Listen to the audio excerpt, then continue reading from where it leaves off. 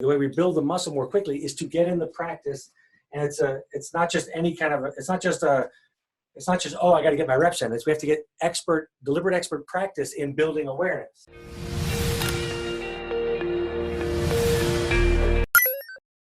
Hola a todos, soy Carlos Agami, bienvenidos a un episodio más de Retail Stories. El día de hoy estoy muy emocionado, tengo frente a mí a través de videoconferencia a uno de mis grandes mentores, una persona que ha tenido un gran efecto en mi vida. Tengo frente a mí a Raphael Louis Viton. Rafael ha sido consultor de innovación por casi 2 décadas. El trabajo que él ha hecho ha causado incrementos de ventas de miles de millones de dólares para compañías del Fortune 100. Además de ello, en los últimos 10 años, Rafael ha estado concentrado principalmente en estudiar la parte humana de la innovación, la parte de la mentalidad de la innovación, entendiendo que es mucho más importante trabajar en el mindset que trabajar solamente en las herramientas de innovación. So, Ralph, thank you for being here. It's a pleasure having you. Pleasure to be with you, Carlos, always. Great to be with you, working on this stuff. As I know we met many years ago, and I've been enjoying watching you and all of your success and all the great stuff you're doing in the world, and pleasure to be in the dojo with you. Thank you. The pleasure it's all mine. So let's begin with the first question. We're in a crisis. So some of us start running like chickens without a head, and we start moving, and we're very scared. And I put myself into that group because sometimes I'm actually scared. It's for any person, for any company, for any leader, suddenly having your sales cut back to 20% or cut back to nothing, it causes stress. And whoever says that it doesn't is crazy, right? So the first question I wanna ask you is, things are changing. The world would be so different right now. How do we face it? How do we start approaching this situation? Well, I'm right there with you with reactivity. You know, and some of my friends, when I speak to them via Zoom, they'll say, "Raph, you seem so calm. You see, totally, you got it together." And I'm like, well, no, that's delusion. That's delusion. I'm delusional. I'm really not calm. But it is, you know, it is one of those things that you have to keep remembering from a perspective standpoint, that this crisis, like any crisis or any emergency, it's temporary, right? Yes, there are severe consequences, and the likelihood for damage to the system is very high. But it's a temporary, it's a moment in time, it's a snapshot, and there will be, you know, something after it. So crisis is temporary, but change, the idea of change, that's a chronic condition that we were in beforehand, right? So in some ways, I try not to buy into I try not to contribute to what there's a marketing writer in the US calls the pornography of change. Which is a provocative title and provocative phrase. And I try to just say, no, this is what we've been facing all along. Just some of it has been accelerated during this crisis, right? Yeah, correct. So there's many trends that might seem new as we come out of it, but the majority of the trends that are affecting our revenue were actually present for a decade or so beforehand. Okay, so following this idea that the crisis is temporary, but change is chronic. Change has been here and will always be here forever. Let's say I own a retail company, and I'm right now in this movement, and I feel like everything I built is probably gonna fall. How do I face it? What should I do? Well, I'm gonna answer. If you don't mind, I'll answer your question with a few additional questions, right? That's what Idea Monkey innovation guys do. It's falling apart. Some people say that my business is temporarily like in a coma, right? So my question to you is, which coma are you specifically talking about? Depending on your retail business, the retail industry, you know, by and large, a good portion of it was in a coma before the COVID crisis, before coronavirus ever happened, right?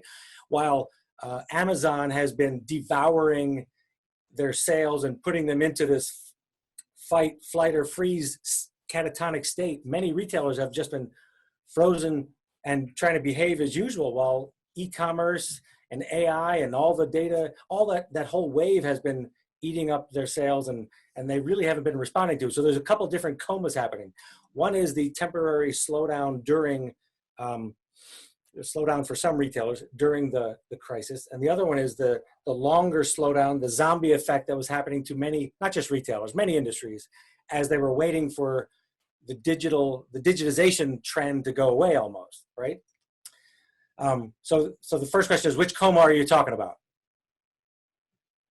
Well, I'm talking about both, because they've just they've just come together for us for a moment, even though we were not expecting them. But the point is that the first coma, the coma from the coma, the resilient coma, the one that came out of many years ago and that started transforming industry slowly, that one did not cause change in many companies. And let me tell you, I've been listening to many retail companies that they actually know about the trends, and they talk about omni-channel and digital and blah, blah, blah, blah, blah, but they don't do anything about them. And they haven't done anything about them in the past 5 years, even though they've known about it for so long. I sometimes remember the phrase that Jack Welch, the ex-CEO for GE, said, change before you have to. So now we have to. That's what the second coma brought us. Yeah, and what will be fascinating, again, and this I feel like is a little bit of the pornography of change, or the change pornography, is the idea that, well, do we have to? I mean, I think there's an emergency feeling that we have to, which again was there before, man. It was there before. We knew it was coming. We knew Amazon was going to eat your lunch, and all the other companies that weren't were going to be in trouble. And we saw many go by the wayside. So I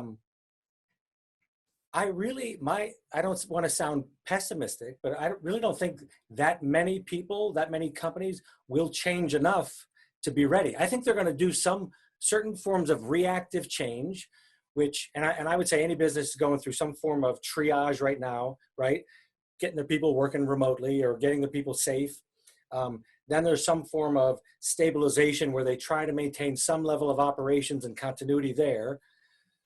And then the real idea, you know, where you and I think were mind melded together at the beginning, before we even talked about, you know, having a call, was the idea of, well, how do you design whatever's next? How do you rebuild and reconfigure for whatever's next? And the reality is most companies are going to redesign themselves into the past. They're going to redesign themselves into the early 2000s still. They're not going to do enough with vision towards the future and change enough to really design themselves into something more sustainable. It'll be like another version of the status quo, right? The emergency and crisis is going to wear off, and all of that energy of, oh, I need to rebuild my business is going to kind of get watered down quite a bit. To go, well, maybe I don't have to change that much. Maybe I'll just make sure I have a couple more, you know, E channels or E whatever. And I think they're going to be caught again in, you know, 2012 designs, as opposed to really. Actually, I just saw right now in the news that after reopening the stores in China, for some companies, sales increased a lot. I just saw that Hermes sold $2.7 million in a day in their stores. So maybe that's going to be actually something that promotes them from not doing anything.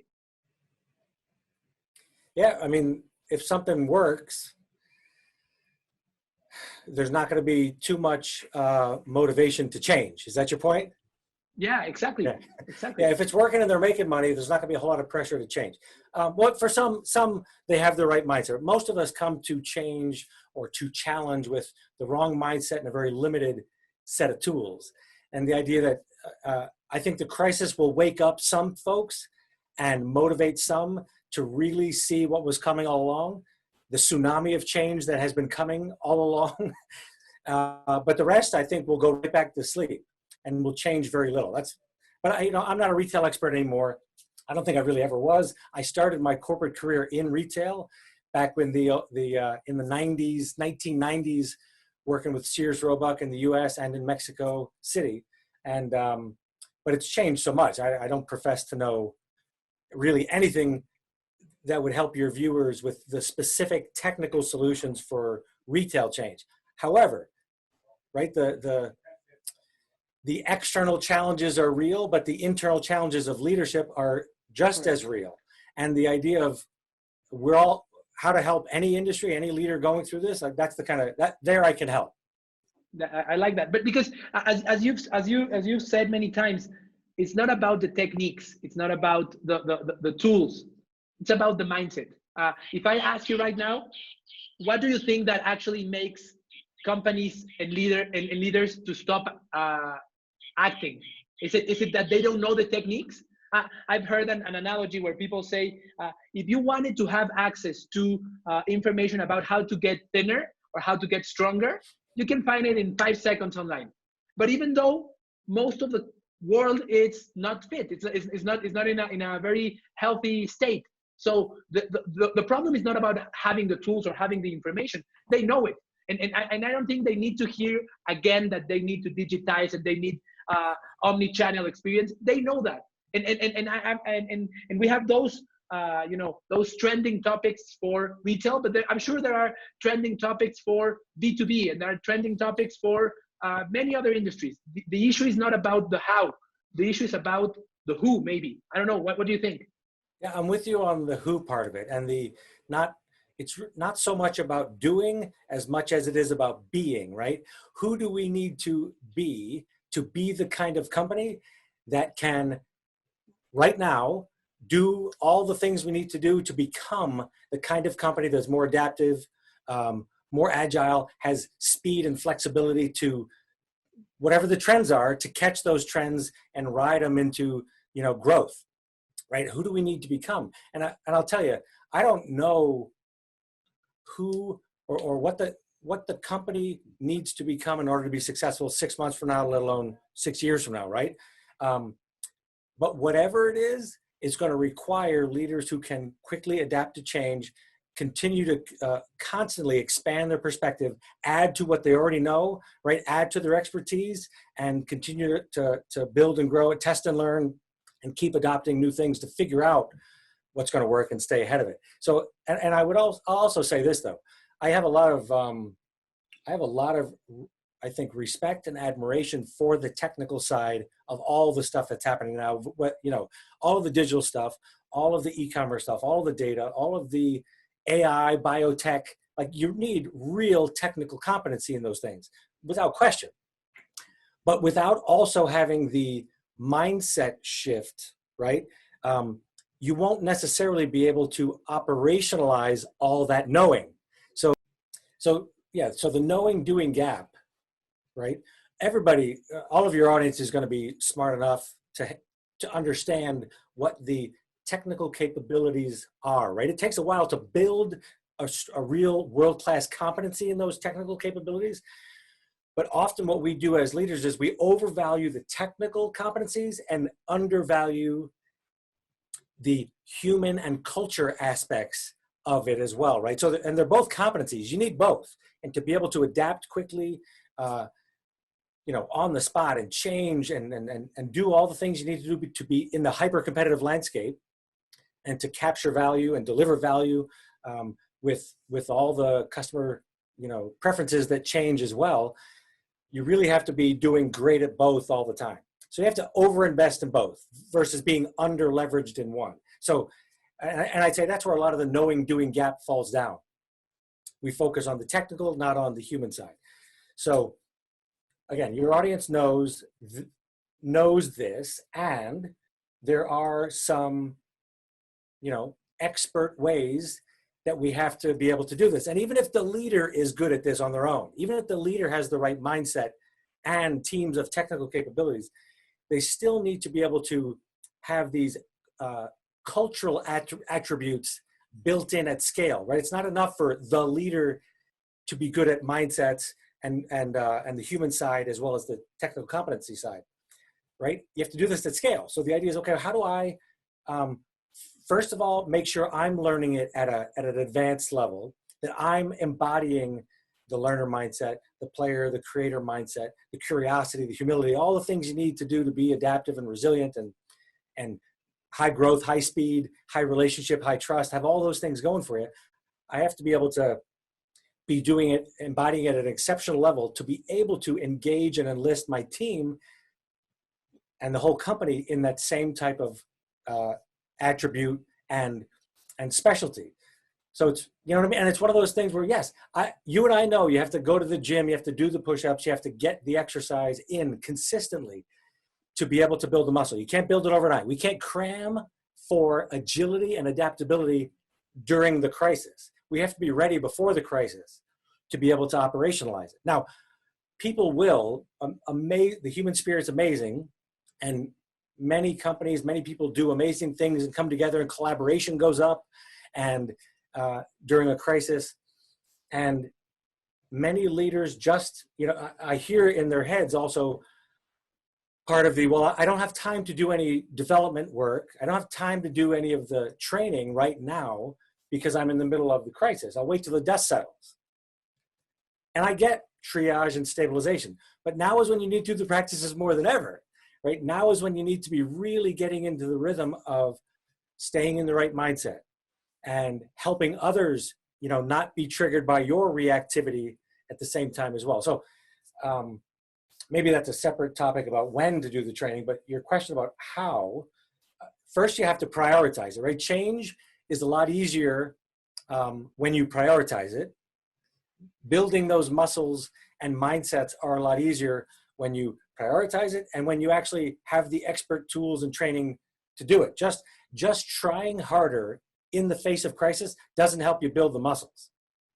Yes, leaders and their companies will get through the crisis, perhaps, right? If they were far enough along, they'll get through it. But getting through it isn't the same as building the muscles and mindsets in a way that builds mastery. So, and that's why I said when we talk about, the potential for designing their business into the past, that's my biggest concern, is that they're unaware that they just made it through and that their blind spot or their instinct is to go back closer to the way it was, as opposed to really be open to designing for 2020 and beyond. And how do we actually change the mindset when we're during the crisis? Because now is when we have to do it. Now there is no option whether you want to do it or not. Well, you can choose, but you're going to die. But how do you actually change the mindset? Suddenly you need to grow a huge muscle and you have 2 weeks to do it instead of having 40 years to work on it. How do you actually make that fast? First of all, do you actually need to make a fast change and transform yourself as a leader and as a company? Or and if you do, can you actually achieve it? Or is it something that's really not feasible during the times we're living? So it's different for everyone, right? In one way of looking at it is, and I don't know, tell me if you can see the board back here. One way of looking at it is we're all at our own current level, right? Where this is our current success formula. This is the way we look at and see the world. This is the way we behave. This is the way we respond and relate to things happening. And for many of us, many of your audience, they've been very successful. So with a standard sigmoid curve, standard growth curve, the idea that this current level, if this has been the success formula, we'll call it plan A. If this is the success formula that's been working for the last 5-10 years that got them to the level where they're at, we hang on to it really tight, and it's really hard to let go because it works so well. So we're all very much attached to our plan A. And crisis or not, at some point plan A stops working and becomes, I call it like this upside down plan A. We go from this, what might be a growth strategy, to this, oh crap strategy. Oh crap, I waited too long, right? I waited too long to change, or I waited too long to come up with a plan B, a plan C, a plan D. And at this point, which is where we're at. It just went really fast to this oh crap position, right? Where if we didn't have plan B, C, D, and E ready for this eventuality or other eventualities, now we're bleeding cash, and we don't really have all the resources in the world to invest in building those muscles. We might not have time or other resources to invest in it. You know, money, attention, people. Anyway, it might be really difficult now to build the muscle. So even though we're all at our own current level, and let's assume that we're all pursuing some form of growth, transformation, and evolution to a next level, what has to happen is the way we transition more quickly, the way we build the muscle more quickly is to get in the practice. And it's not just any kind of, it's not just, oh, I got to get my reps in. We have to get deliberate expert practice in building awareness. And it's awareness around, and so it's special kinds of exercises when you go to the gym. It's a special kind of equipment, a special training plan to build the awareness muscle, to be able to look at yourself here in this current success formula, kind of like move up to a higher level of, you know, perspective and visibility, see yourself making decisions, interpreting what your options are here, and decide, are those going to help me become the company I need to be at the end of this crisis? Yes, no. If they're not, you have more motivation to perhaps choose something different. So at the current level, current success formula, it's probably default and reactive autopilot, right? We have habit. Without awareness, we have habit. With awareness, now we have a whole lot more options, gives us a lot more choice. And what you're asking me about what should I do to, you know, to get my company through this crisis, to be strong after the crisis, is, well, you need to have a much bigger list of options right now, don't you? Right? We need a whole longer list of these to be able to make a better strategy and make better choices to come out of this thing positioned for some success again. So when you say, how do we do it? The bad news is, well, I'll say the reality is things will never be this slow again. And you and I've been saying that for, you know, over a decade. And we have no idea how fast they're really going to get. We got a glimpse of it with the crisis about how quickly, shoom, everything turned off. So like, whoa, that's the reality. The good news is we have everything we need inside of us to transition more quickly. We have everything we need to weather the storm and come out on the other side already inside of us, right? We have the capacity. The bad news is we don't all have the capacity, we don't all have the awareness to turn that capacity into a capability. And the awareness is building that muscle to do that. So part of it's going to be re-examining, how do I look at the world? What blind spots might I have? The first part is just going to be enough humility to go, maybe I don't know how to redesign my company to be successful in the future. Like, that's a great place to start. I don't know. Yeah, you don't know, nobody else knows, because this is new. So what we need to do now is open up the aperture of possibility. I'll transition from this idea of the idea of mindsets. You know, so often we call them innovation mindsets or innovation muscles, and we're just making that up, right? The mindset part of it is the learner mindset. So always having this learner mindset of this is really good, and curiosity in addition to the expertise is even better, right? We have to first know that we have to first be aware of our limitations of knowing things. There's a whole lot more for us to know than what we actually know, even if we know a lot. So the humility there leads to, you know, curiosity muscles, which can then help us be more creative and explore what potential there is. You know, if we're stuck, the other mindset is we call it the victim player or victim creator mindset, right? If we're in a victim mindset and a victim orientation, we're stuck, and the industry, the crisis is doing it to us, the world's doing it to us, there's nothing I can do about it. You know, the world is writing the story of whether I'll be successful or not, versus, no, hold on, I'm gonna take the pen, I'm gonna be self-authoring here and focus on what I can do next, and I'm gonna be a player. No matter what the cards are I'm dealt, I'm gonna play the hand, and we're gonna make something good of it. We're gonna figure this out. And that's, more, again, those two mindsets help kind of as a foundation for bringing the muscles online. And the muscles are, again, I'm just making these up. We talk about them. The idea of curiosity is a muscle that has to be super strong now. So if you can channel it, and even if you don't have it, can you surround yourself with people who have a strong curiosity muscle? Great, do that. And that is the very good at humility and learning, very empathic, very good at sensing, very, very empathic and very evidence oriented. Like we're looking for evidence. Well, and maybe we don't have time to go too deep into each one of those muscles, but it's the curiosity, collaboration. So the main innovation muscles that a leader, a manager, an entrepreneur needs to develop right now, and how do you actually train them in a super fast way or use them in a super fast way? So the main muscles, and again, this is a little bit of a model that Oseas Ramirez and I, we've been teaching this within Fortune 500 companies, this model of having mindsets as the baseline, as a foundation, and having these muscles be the thing that runs on top of them, right? And the muscles run a lot better if the mindsets are working properly. It's like an upgraded operating system. The muscles don't work too well if the mindsets aren't working right as well.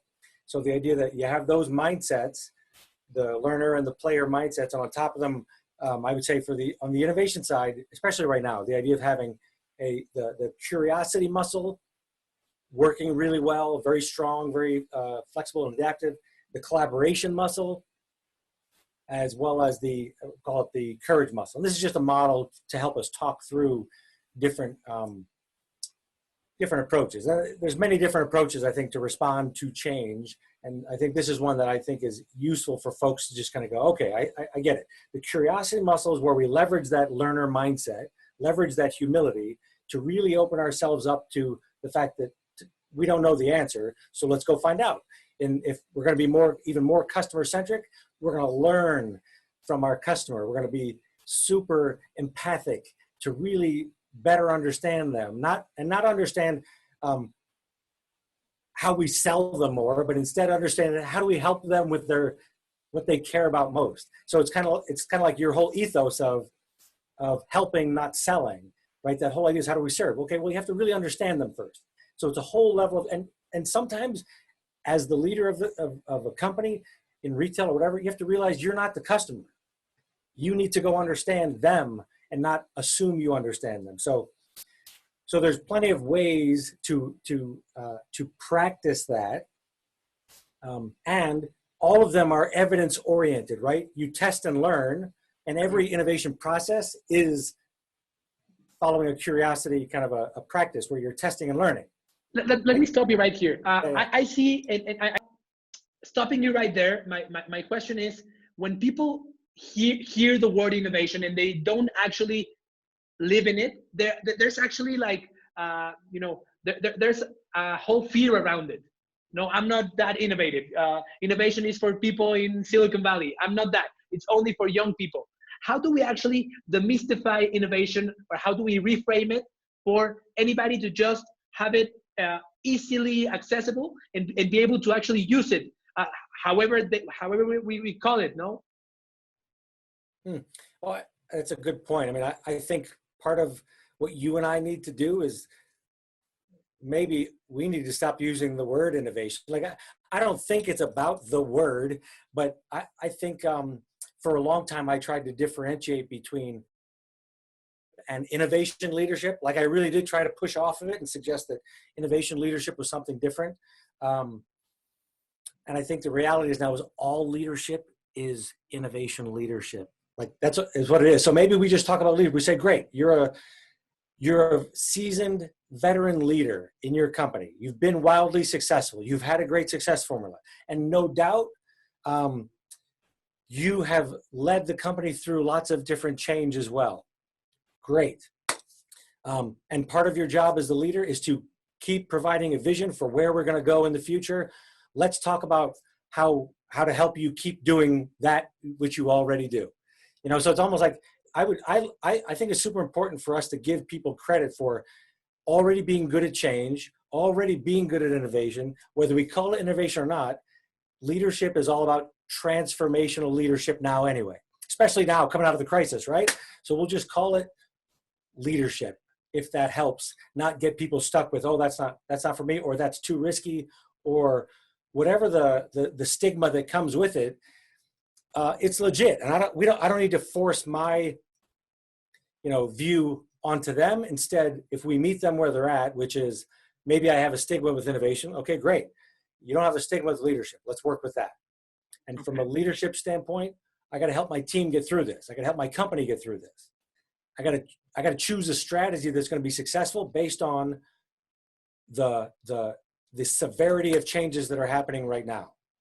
Okay, so to end this conversation and try to make it as operational as possible and as easily accessible as possible, what would be your recommendations for people who are listening to us? How do they start? What are the how-tos? What are the next steps they should do? What are the small things they can start doing right now that are going to start, on one hand, training their muscles, but on the other hand, helping them change for what's actually needed? Well, so my specialty is in the how do you build the muscles, right? How do you build it so you're working on a long-term mastery approach to leadership that's going to be effective. And unless you're dabbling at leadership, if you just want to dabble at leadership, then you don't need any of these muscle building tips and tricks. Just stay with the current success formula. If you need a new success formula, a next level, the practical approach is you need to get into some expert kind of training, right? If you want it to be, when Tiger Woods, Michael Jordan, whatever metaphor you want to use, when they wanted to get to the next level, they didn't just say, well, I'll just try harder. I'll just try doing this stuff harder. You can't do plan A harder. You have to come up with some.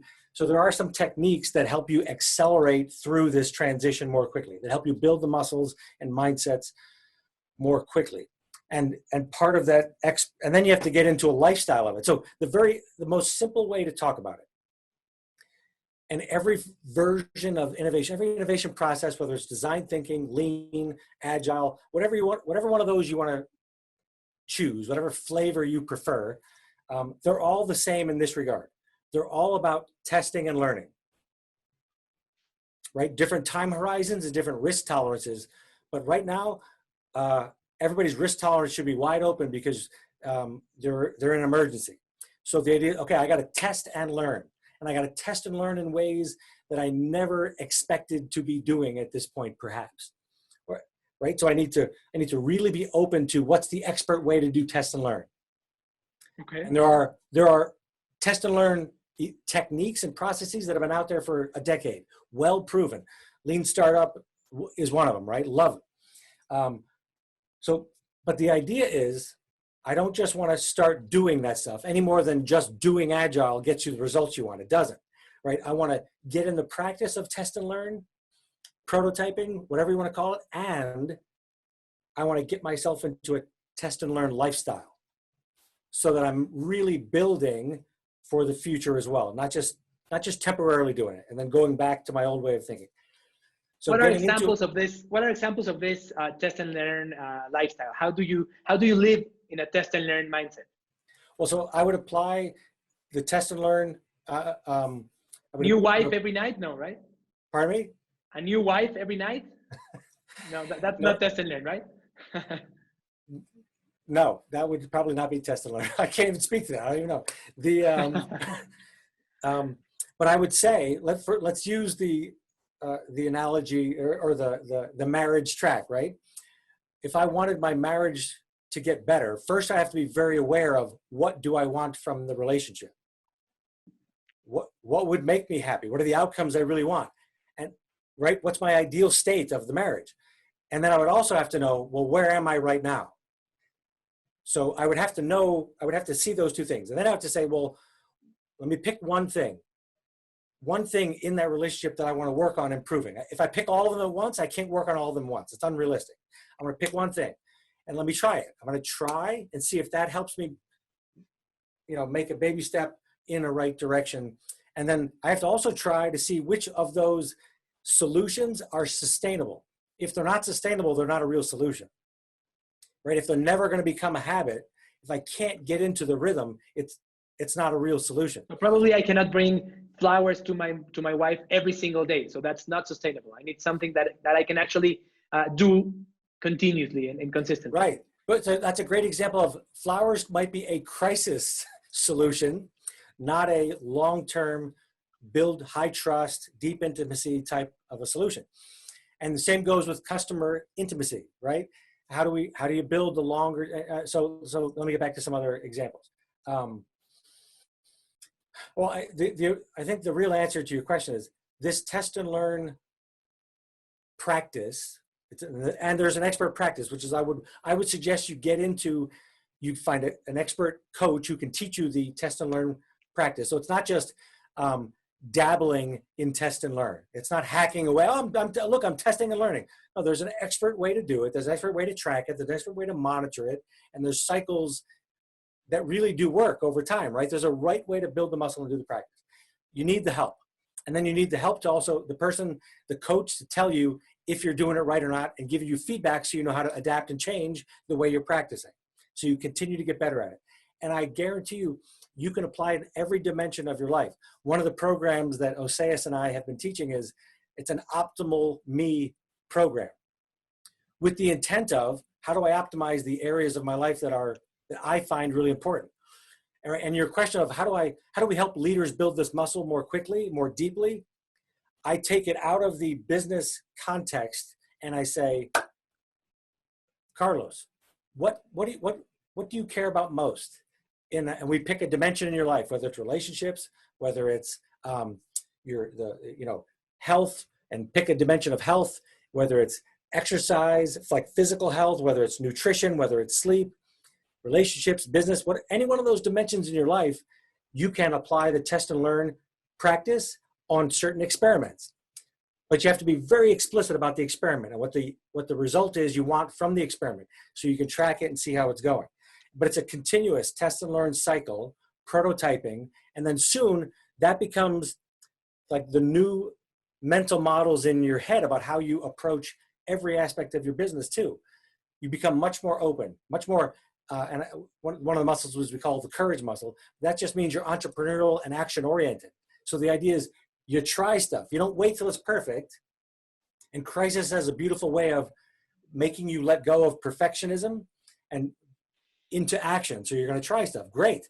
How do I get into a rhythm of testing and learning, taking action very differently than most companies and most leaders have in the past? They do become very attached to their success formula and they never move on. So now we have an opportunity to say, hold on a minute. I need to become the kind of leader to get to this next level for myself, my business, my family, my community more quickly and more deeply and be more effective. I need to get into a test and learn rhythm that is holistic, right? Mindset and the technical practice as well. So I need to get into it and I need to get my reps in a way that it really does produce different results and that it really does create new mental models for me and for my team. Wow. I think this is so simple yet so powerful, and so much needed for people. Well, so much needed for change. And the key word there, it is simple. It's deceptively simple. It's so deceptively simple that most of your audience, most of my audience will dismiss it, right? Because their knower mind goes intellectually, they get it right away, so they think they can operationalize it. And it doesn't present a big cognitive load for any of the smart people listening. The idea is, how do I operationalize it in a sustainable way that it creates the results that I want? And beyond myself as the leader, how do I do it at scale so that my team and my culture really can behave this way? And again, there's very expert processes to use to get into the practice. And there's expert ways to practice even the mindset part of it, right? That build the awareness muscle, which is the key. If building, let me tell you this, without awareness, all we have is this habit current level. With awareness, we have choice. With awareness, we have more options. So if the path to success is awareness, the practice is actually game filming. And I talked about it earlier. It's the idea of being able to see ourselves at this current level, how we think, relate, and take action, and decide if we might need to add additional things to it. And the actual practice of raising our awareness, and I'll give you an oversimplified version of that too. The first stage is mental replay. And that's the idea of you and I come out of a meeting, perhaps with a client or somebody, and we do an after action review. We say, hey man, there was an objection. Somebody had a question for me, and I totally choked. I didn't answer the question well at all. But you, Carlos, you answered the question great, right? And we stop there. That's a mental replay. The next stage would be something a little more deeply, which is a reflection. Which is to say, beyond the replay, Carlos, what was happening for you that you responded so well? You were very resourceful, and you really, and Raph, what was happening for you? Why did you choke? You knew the answer. Like Raph, we've been over it a million times. What was happening for you emotionally? Were you triggered by what was happening in the room? Did somebody distract you with something that triggered you in a way that you couldn't find the answer? So reflect on what was going on. And then this is the key part. This is where the push-ups come in, right? When I talk about you got to build awareness muscles, to be able to do this, you have to really do these push-ups on your own. And this is what it means to do the push-ups. We call it down in Dallas, the Integral Leadership Academy I work with is called Stagen, is an expert at helping do the process to build awareness, which we call performance.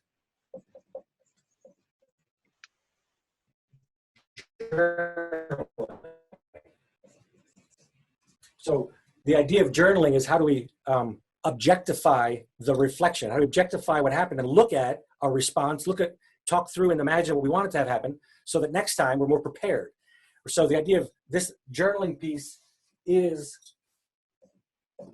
highest value aspect of building the muscle that helps us channel all the stuff we've talked about, right? Where you can actually objectify and look at it and go, oh, I didn't do so well again. Next time I want to do better. Great.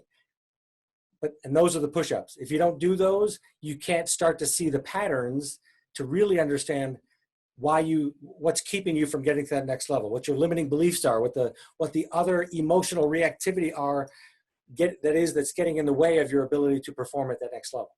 Wow. So I believe you're giving us very important concepts, not only to face, the trend of the moment and the topic of the moment.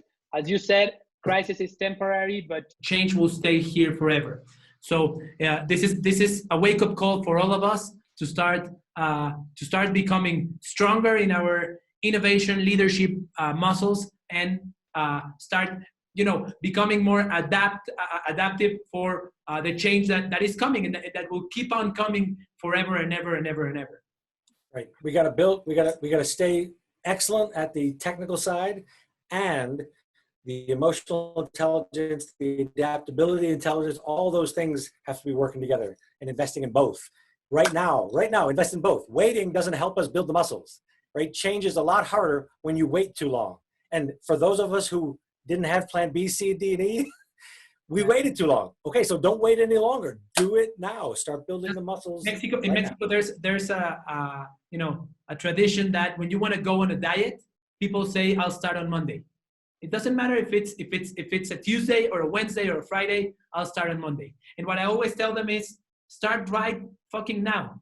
Leave the code right now and throw it into the garbage, and then start generating that positive momentum of letting you know that you're actually doing something and not just waiting for the week to finish. Don't wait for the crisis to finish. Start eating healthier now. Start exercising now. Start exercising your leadership muscles right now. Yeah, change isn't hard. It's hard for you if you didn't prepare for it. It's hard for you if you didn't build the muscles and mindsets yet.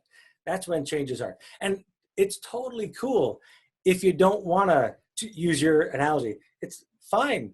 It's fine with me. If you don't want to put the candy down, it's okay. but you're the one that's going to suffer. Like, and it's okay too if you aren't even aware of the suffering yet.